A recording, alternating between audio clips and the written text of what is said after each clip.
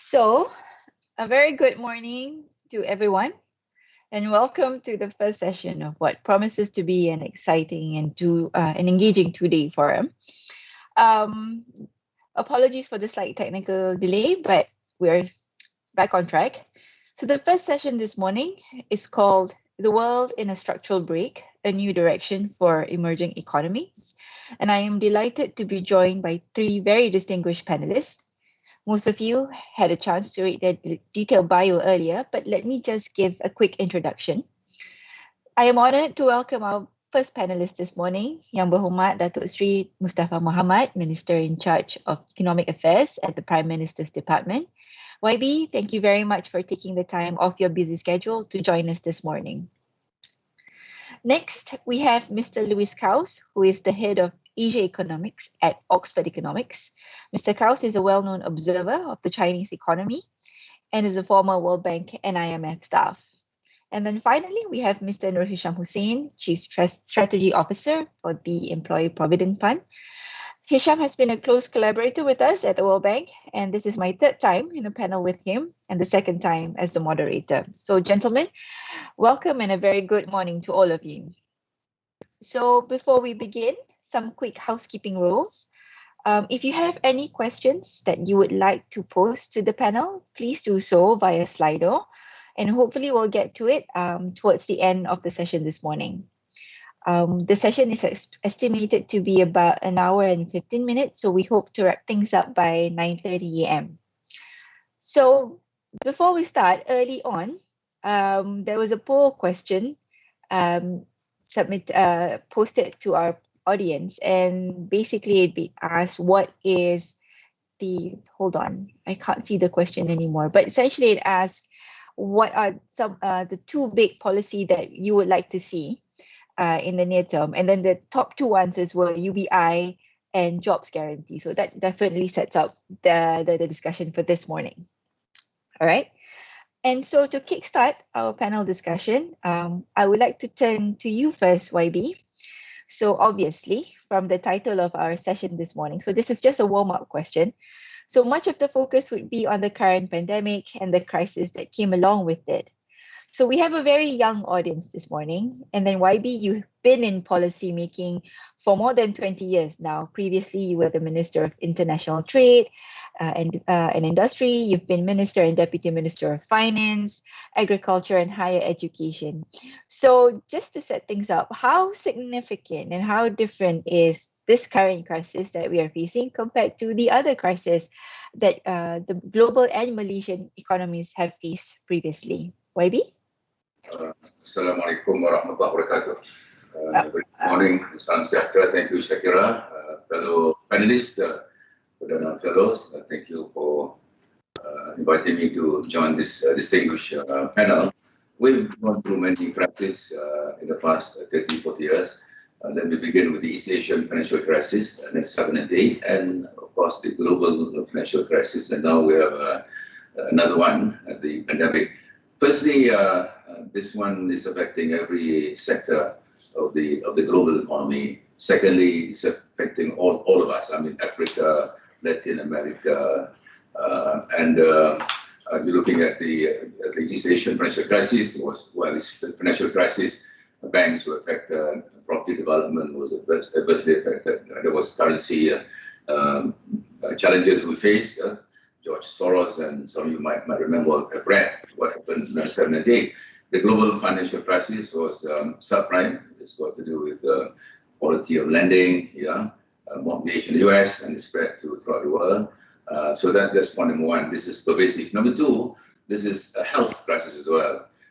The planes are not flying. In 1998, planes were all over the place. Planes have been grounded. There's not enough parking space on the apron of many airports. If you go to an airport, you see lots of planes. And tourism, which is a big industry in Malaysia, is a big industry in many parts of the world.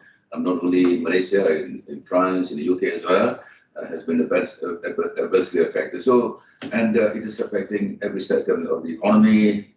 Poverty has gone up, and it's a health and economic crisis. I wouldn't go much further than that. Let's leave the rest to the two other panelists. So basically, This is very serious, the worst ever in the last 60, 70 years, and since the Great Depression, and unprecedented. This health and also economic crisis affecting every sector of the economy, very challenging. Thank you, Secretary.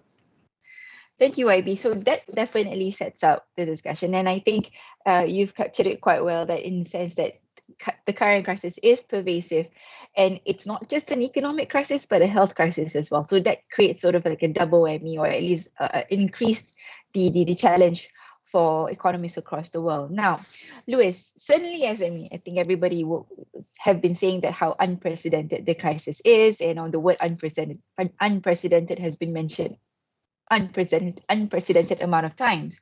So the responses and eventual health and economic outcomes of emerging economies to this pandemic have been very much wide-ranging. So for example, in China and Vietnam, growth remains positive last year, while others, including many countries in this region, Malaysia included, have contracted at varying degrees. So from your viewpoint, Louis, what are the main factors that basically separate the performances and outcomes of emerging economies in managing this pandemic? And going forward, what should be the focus of emerging economies in revitalizing growth? Over to you, Louis. Okay, thank you, Shakira, and thanks for the organizers to invite me. So if we look at how to manage the pandemic, first let's look a little bit, let's keep a little bit to the health aspect. How do you contain this pandemic in the best way? We have now seen a lot, we have a lot of experience by now, a year into this crisis. Very many governments have taken different approaches. And I don't think there is one golden way for a government to go about this, but I do think one thing that we have learned is that as a government, be consistent and make sure that your public understands what you are doing. Because when I look around, for instance, in my own country, in the Netherlands, where the government has wavered and has taken a certain stance, and the next week they take a U-turn, people don't understand it anymore. And it's worse, people start to make fun of the government's approach. So whatever your strategy is, make sure that it is consistent, that people know what your strategy is. You know, in some countries, there has been a little bit a tougher zero tolerance stance towards COVID than in other countries. That's okay, but make sure that everybody understands what your strategy is and that you keep it. I think that I think one thing about the COVID crisis that makes it stand out is that there is definitely a scientific element to it, and governments that have understood the scientific part best, I think, have also fared better in terms of containing it, but also that communication aspect that I mentioned is super important. Then I think thirdly, don't call victory too soon. We have seen quite a few countries. I would name the Philippines comes to mind. I think even also Indonesia and Malaysia come to mind, where at some point in time it looked like we had the worst was behind us, and then new waves come and the government struggles to contain it. So I think don't call victory too soon. And fourthly, really important, what is your exit strategy? Because I look a lot at China, and China, of course, is an example of an economy where the government, everybody has the impression that China has managed it really well after the first hiccups. But China has a little bit of an issue in the sense that it has really a zero tolerance to COVID-19 domestically, but it is not clear. It's not really clear to me what China's exit strategy is in terms of once the rest of the world starts to roll out vaccines, and once the rest of the world starts to open up their borders again to people from each other's countries, it's not really clear to me what China will do and how China also will explain to its population what its strategy is and how it will exit that. So what is your exit strategy out of this? I don't want to keep the floor for too long, so I don't want to talk too much about the economic aspect because we will get to that sooner. But I think you were wondering, like, how do does the experience of different economies differ? I think that it's at the moment we have, of course, the vaccine rollout, and that changes the picture a little bit, especially in advanced economies, but hopefully also this year in emerging economies. And I think that, yeah, again, I would want to really focus on governments have to remain consistent across time and keep a scientific approach to this. Then this will be manageable, and we can talk later on about the future and also a little bit about how Malaysia compares to other emerging markets. There is a lot to be said about scarring of the economy in terms of how have our forecasts for different economies changed. For instance, if you compare, like if you think about the economy in 2025, what is our picture now from what it was before the crisis? There are all sorts of interesting things to just close for now in terms of the opening statement. Thanks. Thanks, Luis. On that, I have a quick follow-up to you, IB, and taking on Luis's point about remaining consistent, particularly in communication and with regards to the health aspect. Now, as the pandemic evolved, we've seen so far last year that things sometimes change in terms of our assessment and where things are going, where the pandemic is going in the next few weeks, few months. So just if you can share with us, YB, what are some of the guiding principles on the government side in terms of maintaining some consistency in communication, but bearing in mind that things can evolve over time? So over to you, IB. Well, firstly, it's tough navigating through this very challenging period. It's a big test for all policymakers. I mean, there's no country in the world which can manage this perfectly, whether China, America, UK. So that's one, Netherlands or Malaysia. So we're all humans, yeah, we're all humans. But I think the main thing to remember, we've done our best, all of us. But there have been mistakes. We learn from our mistakes. For example, in the Malaysian situation, this election in Sabah, that was the cause of the second wave. And yes, it's true, we have called victory, probably too soon, and we became complacent. Yeah? So the guiding principle is, firstly, for us, food on the table and no one left behind. We try to help. That's the relief that we have put in place. We have done quite well. 5 packages altogether, costing more than 300 billion ringgit. So guiding principle is we try to be as consistent as we can, and we want to make sure that we manage the health situation well. We spend a lot of money on anything that's required, but health ministry, almost everything has been approved by the Minister of Finance. COVID vaccine, of course, is number one. All the consumables, support, staff even, there's been increase in staff. So that's priority one. Guiding principle, that health matters is a very big issue. Human lives, I don't be say. The other is protecting jobs, small businesses, employment. This is, of course, very important for young people. In May, unemployment went up, highest ever in recent years, 5.3%. And we have been preoccupied with looking at measures how to mitigate the fallout from the pandemic. And small businesses have been badly affected. Of course, tourism, aviation, non-sham has been very much part of this discussion. And in fact, how to mitigate EPF. It's gone through quite a challenging period in the last few months. Yeah? But we've been listening. We're not perfect. But what's important is we listen. Lots of complaints, lots of feedback we got about EPF, ICNR and others. And the government has responded as best as we can. It's tough. But in our view, we've done our best to navigate this very difficult situation. And we're not too sure what's going to happen tomorrow or the day after. For the moment, with the vaccine rollout, it appears that there's been a return of confidence. There are issues of recovery in many places, return of business confidence, return of consumer confidence. Restaurants are open.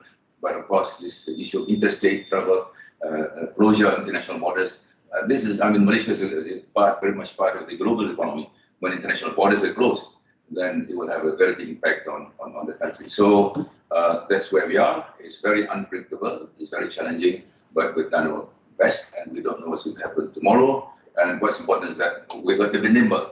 We need to have this ability to be flexible and be prepared to make the changes. And we've got to, of course, react very quickly to changing circumstances. Thank you. Thank you, YB. And I think that's certainly a key point and one of the big takeaways. I think it's all process of all of us, whether you're in policy, whether you're a private, you're in the private sector, because things evolve and there's a need to reassess every day. And yes, like you said, there is a big uncertainty going forward, even for tomorrow. So Hisham, we've discussed a bit, and I think YB and Louis touched a bit on social protection. And so one of the big takeaways from the current crisis is the importance of adequate and sustainable social protection. And based on the poll question earlier, there's a lot of interest on big ideas like UBI, for example. I personally am a fan of it, although in terms of implementation, it's going to be a big challenge.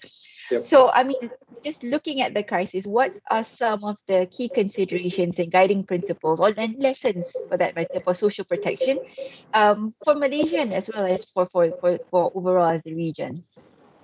Okay, thank you, Shakira. First of all, good morning to everyone, and thank you to the organizers for inviting me. I think in terms of what we've seen over the past year, I think it's very clear that not just in Malaysia, but I think around the world, we need a fundamental rethink about social protection because we were not prepared for this. As a country, as a world, as the social protection institutions, a lot of us were struggling to provide the benefits to the people. Where EPF is actually part of the International Social Security Association, and we've been sharing our experiences, and they've been sharing their experiences with us. And what's striking is the similarities in terms of some of the challenges we're facing. And this applies not just in the emerging world, but also in the developed countries. Very much, I think even in Europe or the United States or what have you, it's very much a face-to-face business. So in that sense, I think that there's been this rapid rethink about how benefits are actually being delivered. And second thing, I think the big lesson, the big takeaway out of this is that we really need better targeting mechanisms. We need better coverage in terms of the gaps that have been identified under social protection. Just to give an example, the official unemployment numbers imply that we had roughly about 300,000 people losing their jobs last year. Now, obviously, there's some movement underneath that. So some people lost jobs, found another one, etc., etc. But the numbers indicate roughly about 300K. If you look at retrenchments, I think SOCSO under the EIS scheme, they're tracking about 110K or so. But we know that, based on the feedback from the ground, that's just the tip of the iceberg. A lot of people were sent back on furlough, no pay leave, or were reduced hours or reduced pay, and they're not really covered by any official program. And the informal sector, it's even worse because we have really no clear idea what their situation actually is, as much as we'd like to. So it's really about designing a system that covers not just the formal sector like we have in Malaysia, because that still forms, it's not a majority, put it that way. So there is a significant part of the workforce that is not actually covered by a lot of the protections that we have in place today. So that is something I think we will need to really dig into going forward. As far as guiding principles is concerned, I think the key thing is really to focus on risk rather than looking at groups of people. So we need to move away from this idea of just focusing on the B40 or M40 or T20, because they aren't really meaningful in terms of designing a social insurance system, or for that matter, for providing social protection too. So we really need to be more focused on actual vulnerable groups rather than obsessing over income levels. Also, I think we need to be able to design a system that covers that informal sector because they are the most vulnerable. And because contributory systems really generally leave them out. So we really need to move away from broad categorizations like that and really focus more on the risks and vulnerabilities. I'll leave it at that. Thanks. All right.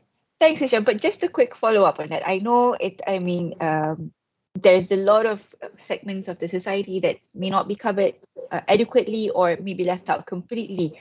So under a current crisis like this, wouldn't it, in terms of consideration, it's better to have an inclusion area rather than be very specific and targeting and put certain groups or certain individuals at risk of not receiving any social protection aid? But true. I mean, that would be one of the principles going forward. We want to be more. We want to have a shift towards more universalism rather than focusing on making sure that the people deserve, quote unquote, whatever benefits they receive. But it's not an easy matter. It's not an easy policy to implement. I've had some discussions with SOCSO about this. I mean, let's say, for example, you look at unemployment insurance, voluntary unemployment insurance. So how do you, for example, make sure that people contribute? That's one. Second thing is, how do you actually verify the changes status, actually whether they've lost their jobs or not? And because we have such a large informal sector where there's really no formal categorization of that employment relationship, that's really hard to do, honestly. All right. And then so my next follow-up question on this is perhaps to YB and Luis. Certainly at the back of a discussion on better health system, better social protection is a supportive and adequate fiscal policy to support all these measures. And that certainly has been a challenge for Malaysia and I think for many other countries as well. So moving forward, in terms of rethinking about fiscal policy, perhaps you can cover this, Luis, is how especially for emerging economies, the priority has always been about growing, and maybe less emphasis has been given to social protection. So how should the policy making shift, taking lessons from this pandemic? Over to you, Luis. Thank you, Shakira. Yes, so fiscal policy, remains, in my personal view, the most important arm of economic policy. I used to work at the IMF, and people always think about the IMF as being about exchange rates and monetary policy. But as people who work there joke often, they say the IMF stands for it's mostly fiscal. As in, at the end of the day, everything in the government is about fiscal policy because that's where we steer the allocation of resources and we determine which parts of the economy are being prioritized and as you said, like that is also where the big decisions are being made about protection on the one hand and looking forward and growth on the other hand. I personally think it's really important at the moment when we face a crisis like this to keep in mind where we want to end up as a country. I'll give you an example. If you think about the two polars, Europe versus the United States, in Europe we tend to focus a lot on how can we make sure that the short-term damage is minimized. So we need to keep our firms alive. We need to keep our firms going. We need to keep people protected. And in the US, I think there is a little bit more tolerance for short-term upheaval and short-term distress. The US policymakers claim, I mean, it remains to be seen whether it's true, but a lot of people now claim that the US will be better in roaring back to life and finding new areas of growth. So the idea is that in the US, people may lose their job, but then they find a new job in a new sector, in a growth-oriented sector, whereas in Germany, for instance, a company has been kept alive that is not perfectly suited to the new world. And it remains to be seen to what extent this stereotype of these two economies is true, but I think it is helpful as we think about how should we run fiscal policy in emerging markets, because as you mentioned, Shakira, like, so we, and also as Hisham emphasized, so we need to protect people when their incomes collapse. People need to continue to survive, but we also need to make sure that that tomorrow's potential growth can be sustained. And so so personally, I think very much about this as a hard-nosed economist. So I think what governments should do in the short term, governments should make sure that the short-term damage to the economy is minimized. What does that mean? You need to defend your role in the global trading system, which I think Malaysia has actually done relatively well. Also, you need to limit the damage, the structural damage to your financial system, so that your banks and other financial players can continue to lend, and that companies don't go bankrupt because they could not service this month's debt service payment. And you need to make sure that people don't lose the connection to the labor market. I personally think it is not an outright disaster if people don't work for a few months or even 4 or 5 months, but you don't want them to drop out of the labor market. So that is absolutely critical. And I don't want to talk too long, but just like extending that a little bit to the longer term, I think it should similarly be about limiting the damage to the supply side of the economy. And that means, for instance, make sure that people don't lose their human capital. Make sure that, ensure that our children and our young people keep learning as much as possible. So really think about closing schools and open them as soon as possible again. And again, thinking about the capital stock, it is again about the financial system and making sure that the capital stock is not being depleted. Because as the minister said, lots of airplanes being parked on an airport is okay for 3-4 months, but can an airplane really function again after 2 years? So it is worth thinking about damage to the capital stock and how can you limit it. Let's leave it at that for now. Sure. Thanks, Louise. And I think you brought up a nice point, which I can sort of pass it to YB. There's definitely a balancing act between short-term considerations of protecting, especially the vulnerable, at the same time keeping the momentum, or at least putting in place building blocks for future growth. And for certain sectors, for example, in tourism and aviation, these are the sectors in which, even in the medium term, there's a big uncertainty of where it will go going forward. And so certainly there are certain individuals, certain groups within those sectors that will be affected. So I just want to sort of like, ask your views and thoughts, at least from the government side. How does the government actually really balance between these short-term goals and then thinking about longer term, not just in terms of the private sector, but also those who are the individuals, the people who are working in this sector, because they will be affected, not just in the short term, but at least in the medium term, at least in a few years to come. Over to you, YB.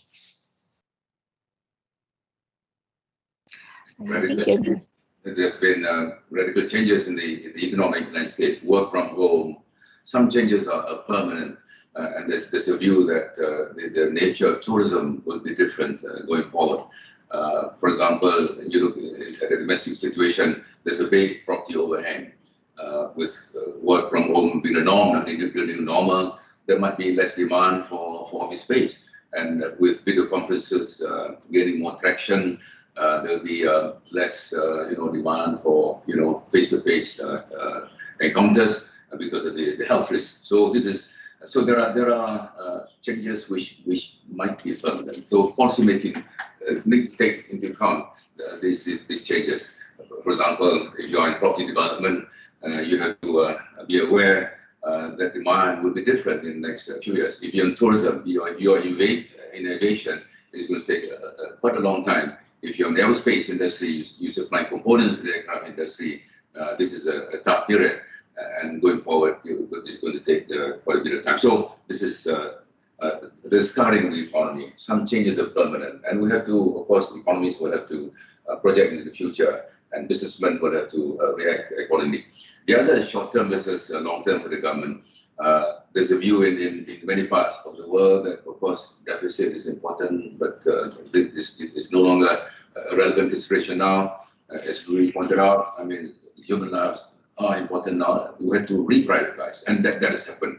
In the first few weeks or few months, in government, even there's a debate, how far we go. And there were people who believe that we shouldn't go beyond 5% deficit to GDP ratio. There was a time in our history was 6.7% in 1980, and that was the highest ever. And that's kind of taboo. But now we all decided in this country that the priority is human lives, health is important, and protecting jobs. And for that reason, we have decided to go to this to manage the situation by injecting. I mean, there's quite a bit of fiscal injection, and that's affecting our deficit. So in the short term, I think that's no longer the deficit is not a very relevant issue. But as we know, we have to start thinking about the exit strategy in the next few months. By the end of the year, we hope things will, the Malaysian economy is expected to recover in the second half. So this is where the reform will come in. Yeah? This is where we involved in this in the economic planning unit, the 12 Malaysia plan. The digital economy blueprint was just launched about 2 weeks ago. So that's the future. So this is the time. Short term, we are not done yet. There's a bit more some uncertainty there. Probably, hopefully, by the end of the year with vaccination rollout, the short-term issues will be, many of them will be resolved. Hopefully, not all, but by the end of the year and middle of the year, we should be taking a longer term how to strengthen the economy, how to implement reforms in the labour market, for example, how to make sure that the SMEs, the MSMEs, are on board when it comes to digitalization. So these are the kind of things that we need to focus on. Thank you. Thank you, YB. So let's sort of, shift our gears slightly. And then I know the pandemic, COVID-19, it will dominate the discussion. But as we talk about the pandemic, there are also some other considerations for emerging economies, big changes that are happening around the world. For example, climate change, aging population. I think digitization is one of the things that is happening in a big time as well, in the way we do work, in the way we purchase things, in the way we do transactions. So, Louis, first, what are some of the game changes for emerging economies in this regard? And what sort of priorities can be put forward going forward in order to sort of balance this goal between managing pandemic and taking into considerations other big changes happening around us? Over to you, Louis. Yes, thanks, Shakira. As you said, at any point in time, there are major challenges that countries need to deal with, and I think you highlighted some of the key ones at the moment: demographic. The demographic evolution, aging, on the one hand, climate change, there are others, and there will be new challenges that we don't even know at the moment. So, I would think that it is absolutely important to deal with any individual challenge. I also just want to share with you a little bit. I've looked quite a bit in my time at the experience of emerging markets, the whole universe of emerging markets, and it is always striking to me how different the experience is in terms of growth. We all know from our textbook, like poor countries are supposed to grow faster than rich countries, but if we look at the experience of poor countries, some are growing really fast and others just don't grow any at all. Also within middle income countries, some are doing much better than others. So I think in my personal view, the characteristics of a country that set it up well to grow generally will also be the ones that enable it to deal with these challenges like aging, climate change, and others. And so let me just share with you my personal observations as to what are the characteristics that I think are held by countries that have a track record of good economic growth over a long time. I'm not talking about a Latin American boom of a country that grows fast for 3 years and then falls into a slump. No, I'm talking about long sustained periods of growth. I think what we have learned is that countries that do that tend to be good in mobilizing resources.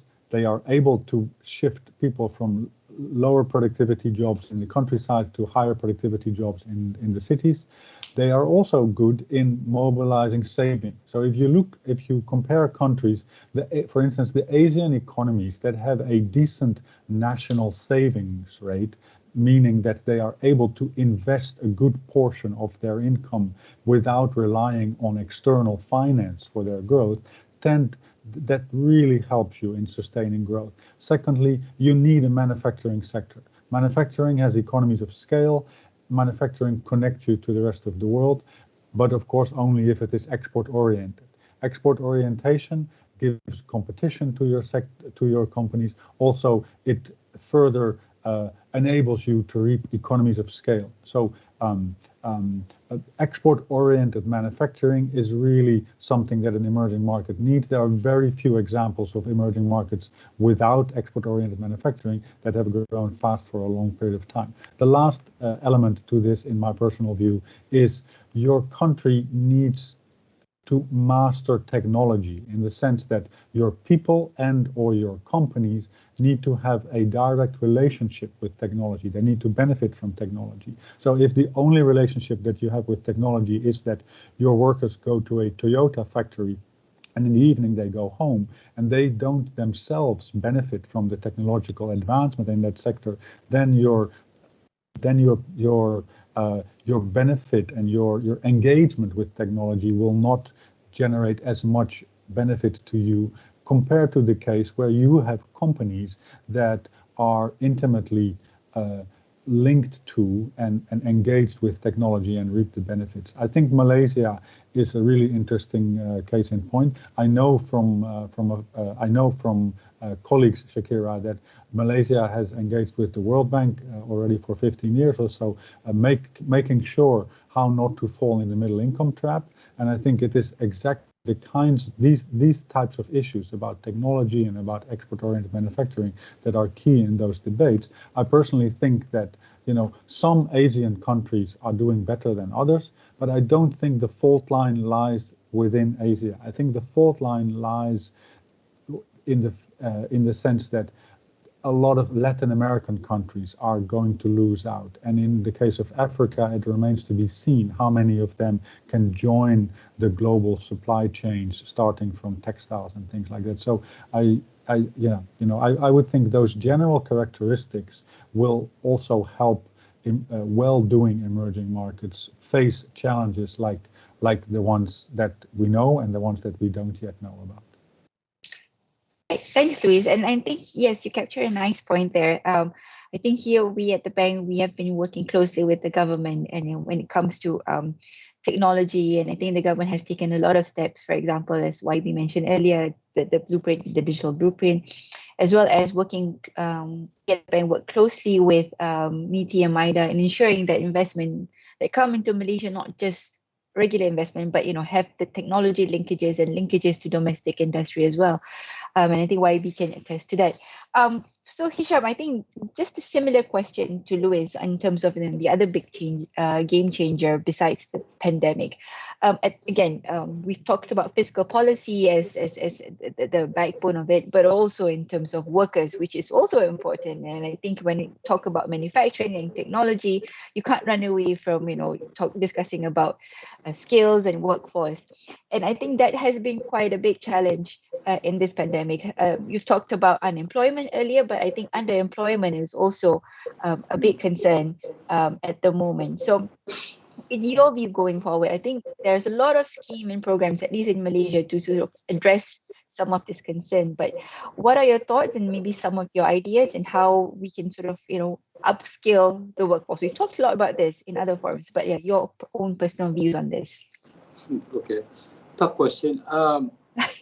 As I recall, there's something like 5 or 6 different ministries providing, adult education. But whether these programs actually reach the people that would benefit from them, I think that's the part that I think it's really about policy implementation. And it's an area that we continue to struggle with. The devil's in the details. It's not about the big ideas. It's really about how effectively these policies actually reach the people who need them the most. No doubt, I mean, for sure, we've got an underemployment problem. We have a skill mismatch problem. Some of it has to do with, I call it an obsession with tertiary education. We can see that in the employment numbers. You see I think the graduate exit surveys, and I think for most universities, roughly about 50-60% of their graduates actually end up being employed. But if you look at the vocational or technical schools, it's something like 90-something%. So there's a big mismatch in terms of supply and demand. And also, I think, unlike, for example, Europe, we undervalue technical skills. Everybody wants their child to have a degree rather than just getting a job. We know that a lot of technical vocations actually pay very, very well.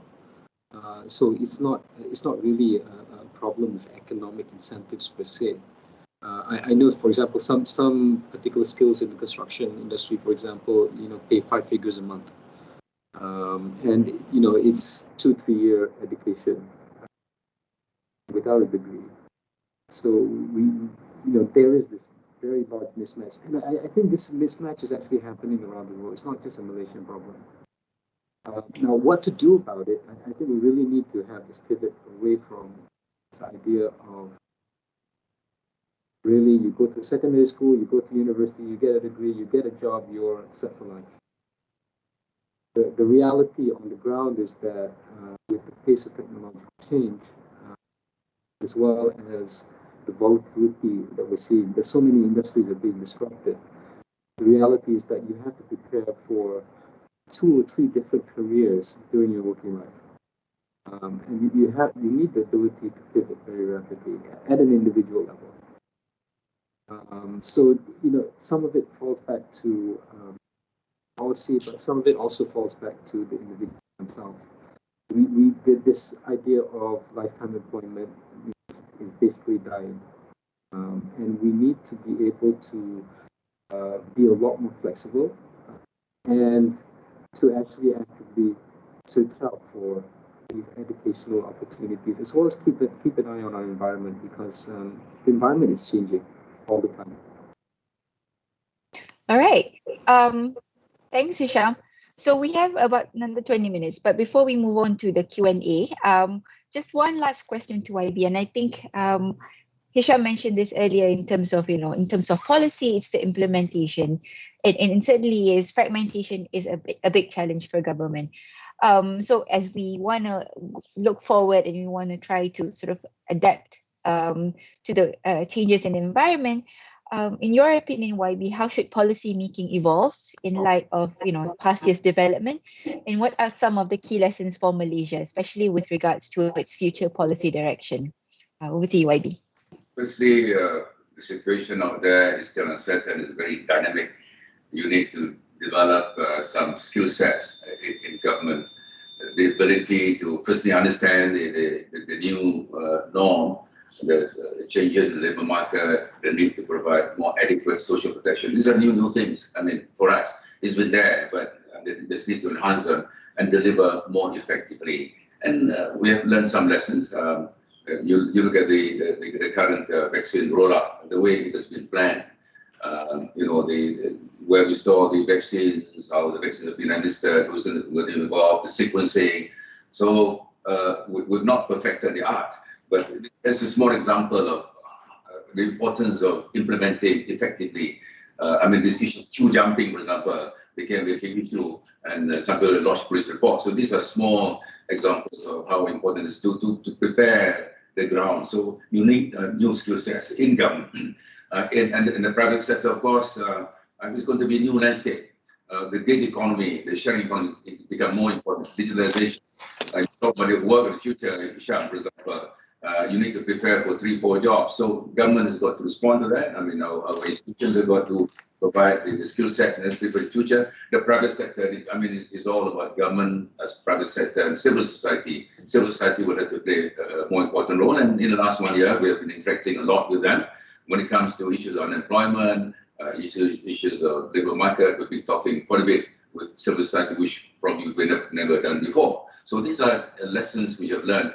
And going forward, I mean, we have to realize that we need to be more sophisticated in terms of policy analysis. The private sector has got to adapt very quickly. The role of civil society certainly has become more prominent in recent months. So these are some lessons we've learned. Implementation, of course, is key. The digital blueprint is out.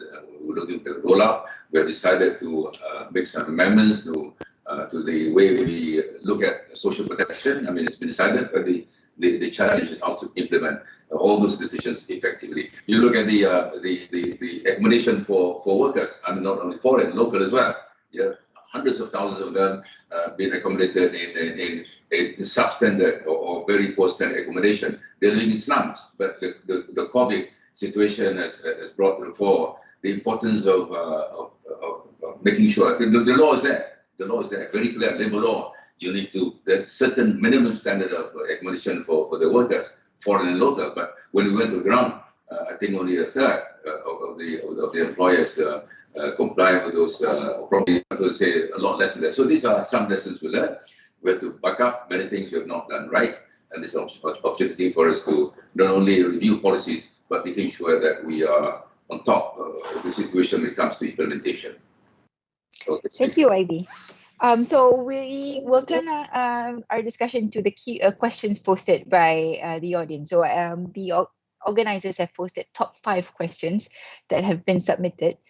So I'll try to sort of assign this to the panelists, but feel free to add in if you have some views to say.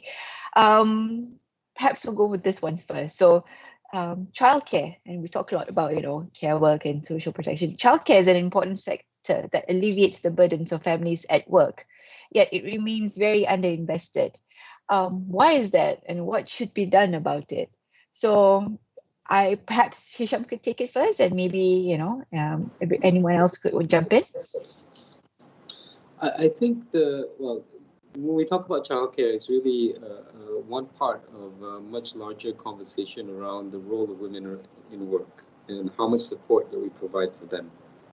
So childcare is just one aspect of it.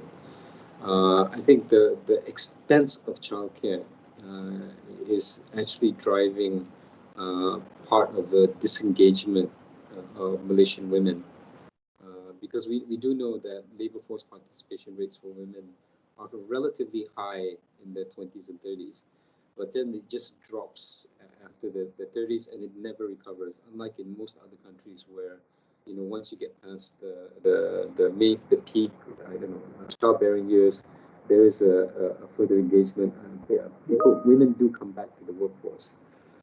So really, it's that whole ecosystem around supporting women at work. It's not just about childcare; it's also about returnship policies. It's also about retraining and reskilling, because you take a few years out, you disengage with the labor force. You're less valuable. Your skills are less valuable.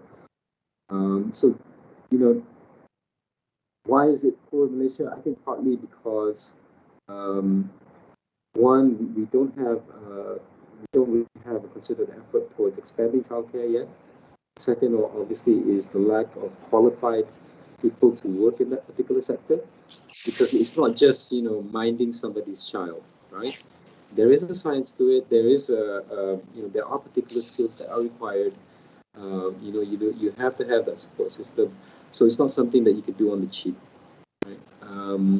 So going forward, I think I would like to see more emphasis on this. I know that at EPF we're trying to provide for our staff anyway that kind of support. We will be opening up childcare center at our new HQ. I think most of the JLCs and JLICs have taken similar approaches as well. But obviously, that's not something that's going to be available to SMEs. And the SMEs make up the bulk of not just the number of companies, but also in terms of employment. So there needs to be some public intervention in this space.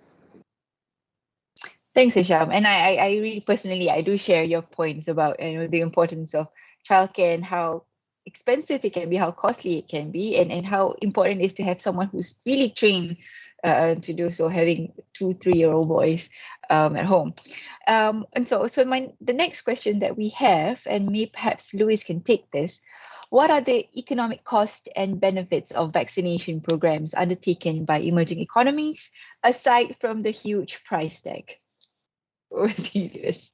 Okay, yes. Well, this is a very good question because we, to be honest, don't yet completely know, right? We especially, I mean, we know the costs, but we don't really yet know fully the benefit because there are still quite a few answers unquestioned. But, I would say looking at the evidence of the early vaccinators like Israel, now we also get even good evidence from the US, where they see that the segments of the population, the older people that were vaccinated first, we really see a big shift in terms of how often these people end up in hospital, and even in terms of how much they get, how much they become infected again with the virus. So I would say the first signs as to the benefits of vaccines are really promising. We also even have exciting news about how we have these problematic strains, right? Like the UK variant, the Brazil variant, the South African variant.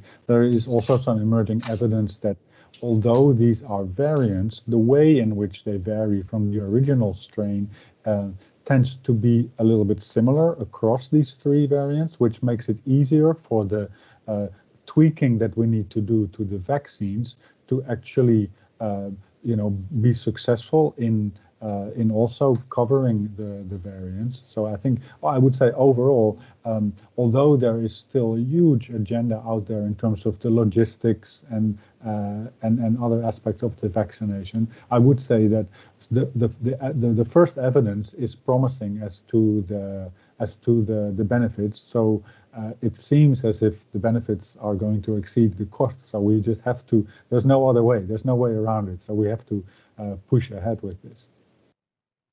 All right, thanks, Louis. The next question, I think this is specifically directed to you, IB. So, and I think you've probably heard this question from time and time again.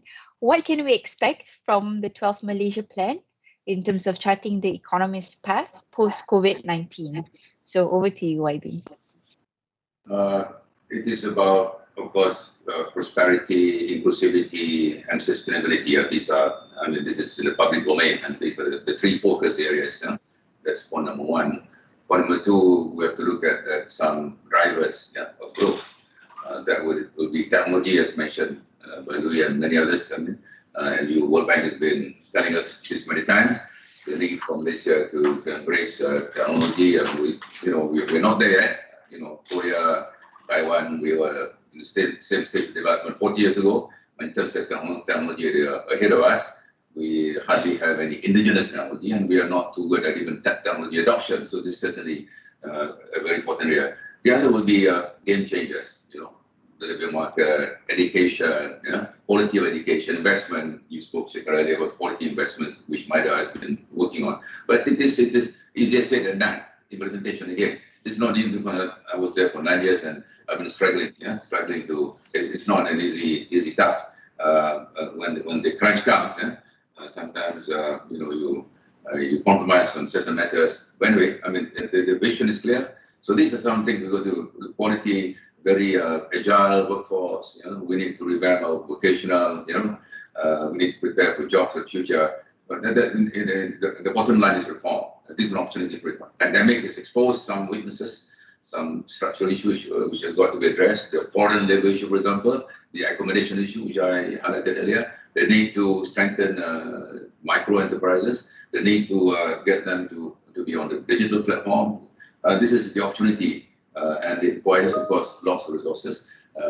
Some coming from government, a fair bit. Of course, the private sector was got to come in a strong way. So these are, some general indication of which way we're doing. We were supposed to be doing by the end of last year. We're not there yet. Now, of course, we're talking about the shared prosperity vision. We've been in this business of getting out of the middle income trap. We've been, for the last 10 years, we've been talking about the new economic model, the middle income trap. That's a challenge for us. It's not an easy path, and we have to change. If we don't change, we're going to be left behind. So that there's lots of challenges, and the 12 plan is about putting in place a number of fundamental reforms. But once again, the challenge is how to make sure that all those statements of intention are effectively implemented on the ground. Okay. All right. Thank you very much, YB. So I suppose we have one opportunity to take one last question, and maybe Hisham, you would like to take this, or Louis, one of you. So specifically on Malaysia's manufacturing sector. So Malaysia's manufacturing appears uncompetitive, with reliance, as what YB said, on cheap labor and its failure to move up the supply chain. So can we categorize ourselves to be experiencing a premature deindustrialization, or is this something else that we are experiencing? So either Louis or Hisham could take this. Perhaps we can start with Hisham. Yeah, okay, thanks. I think the numbers support that thesis. Certainly, the share of manufacturing in the Malaysian economy has been in decline over the last 20 years. As YB says, we have this reliance on so-called low-cost manufacturing. Having said that, if you look at wages in the manufacturing sector relative to the rest of the economy, it's actually quite high. So, it depends on your perspective, I think. Really, I think that this is also part of a much larger secular trend. So it's not just Malaysia that is this deindustrializing. It does appear to me that most of the rest of the world is as well. And partly that's due to, on the one hand, growth is declining. On the other hand, we have increased automation, increased use of robotics. Just to give an example, I think output for the manufacturing sector has increased something like, it's doubled more or less in Malaysia over the past 20 years. But employment has been relatively stagnant, and it's actually declined a little bit. So I think globally what we're seeing is that there's increasing efficiency in terms of use of resources. There's increasing use of automation and robotics. And so in that sense, I think the scale of manufacturing relative to the rest of the economy is also in secular decline. So how do you resolve that problem? One is that, one perspective, of course, is that it's not a problem as long as output is sufficient to meet everyone's needs, then it's all right. But having said that, you are essentially seeing that manufacturing is no longer the key to good middle-class wages anymore. This is true around the world. So we are seeing this very big shift towards more service-based economy, where the productivity gains are going to be a lot less. The prospects for economic growth are also less. I'm thinking, especially if you look at Africa and some of the less developed Asian economies, they are in very great danger of missing the boat. That whole model of export-led manufacturing, the window is closing. I think what will happen is that we're going to see maybe Vietnam for sure, but to a lesser extent, maybe Sri Lanka, maybe Bangladesh, who will be the final beneficiaries of this model. All right. Thanks, Hisham. So maybe to round things up, Louis, if you have any thoughts on that and some closing remarks from you, and then we can move to Hisham and then finally YB. Over to you, Louis. Thank you. Yes, sure. I just wanted to follow up a little bit of what Hisham said. I agree with what he lays out, that there are global trends such as the share of the service sector tending to increase as economies grow. So that is a global trend. I think also what Hisham said about how it is going to be very challenging for new coming countries to join the supply chains and to make use of this manufacturing growth model that has served many Asian economies so well. I would stress, though, on the other hand, that I personally don't really see how a less developed country is going to sustainably increase its living standards if it is not a manufacturing growth path. And so I would say, whether there are challenges and whether it is going to be harder than 30 years ago is not, I would say, is almost besides the point. I would never, I have been in discussions at the World Bank with Indian experts who said, why wouldn't, we in India, let us just forget about manufacturing and take the service sector route to prosperity. I personally don't think that it is viable, not for India, not for other countries either, because if you as a country decide not to do manufacturing production, who is going to build all those air conditionings and fridges and sometimes fairly basic electrical goods that you need for the development of your economy? So I would never advise a country to forget about manufacturing. It's something that you have to get into. There are too many advantages in terms of economies of scale and linking you to technology. So I would say I completely agree with the challenges that there are, but no country can afford to do without manufacturing. But as Hisham said, there is nothing problematic. We've seen it in, there are European countries and the US as well, where employment in manufacturing has continued to decline precipitously, but output has continued to grow. Its share as a part of the overall GDP may have fallen or risen, but at least manufacturing output has increased. And these sectors produce highly, as Hisham said, there are highly paid jobs and highly skilled jobs in manufacturing itself or around it. So I would say, economies in Malaysia do, in my mind, the right thing, trying to continue to be engaged with manufacturing and with technology. Let me close there. Thanks. Thanks, Luis. So Hisham, I need 30 seconds closing remark from you before we move to YB. Okay. Yeah, I think a key point here, I think I was very, very encouraged by the poll you quoted earlier.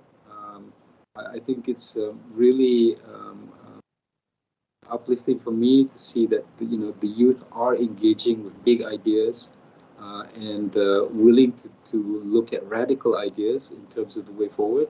And I think that's really what's needed here. We need to have that engagement with really rethinking our economic system, the delivery of public goods and services, and really looking at reform of what we do. It's no longer enough to just keep doing what we're doing. If we really want to have real welfare gains going forward, it really does require a rethink of our current system.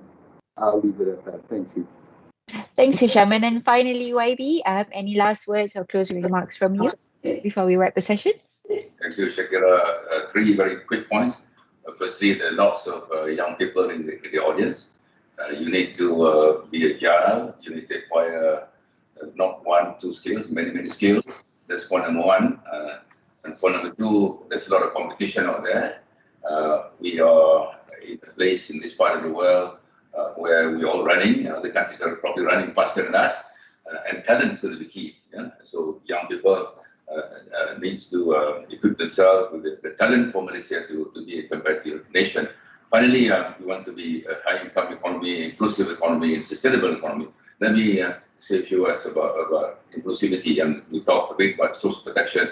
We have not talked too much about poverty. That remains a big issue. The Bill 40, the need to close regional gaps, the racial issue remains relevant in Malaysia. Manufacturing, I agree.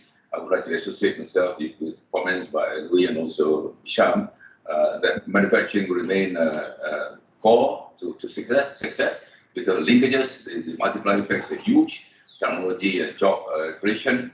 But going forward, of course, besides more focus on high-end manufacturing. The sharing economy is going to grow bigger, the gig economy. So that's the future.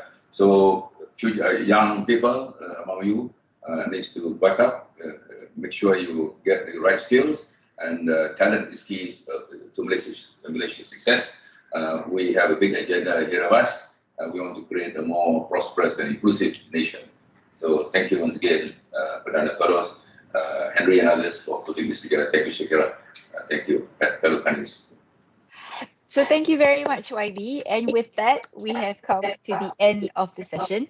I would like to express, on behalf of the organizers, appreciation to all of our panelists, YB, Datuk Sri Mustafa, Louis, as well as Hisham. And I hope all of you, the audience, will continue to tune in to the following sessions. Again, it is going to be an interesting 2-day forum. And with that, thank you very much and have a good day, everyone. Thank you.